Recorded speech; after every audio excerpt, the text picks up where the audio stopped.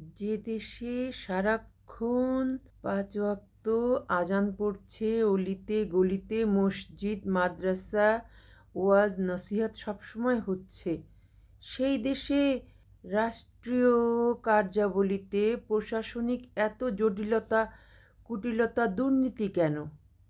আমাদের প্রশ্ন, যে দেশে এত ইসলামিক চর্চা হয়, ইসলাম মানে তো শান্তি, তো শান্তি আর অশান্তি একসাথে কি চলতে পারে? দুটো একসাথে চললে জগাখিচুড়ি হয়ে গেছে ব্যাপারগুলা। আমাদের দেশের রাষ্ট্রীয় কাঠামোতে এত অরাজকতা, অনৈতিকতা এবং অনিয়ম, দুর্নীতি কেন? কেন?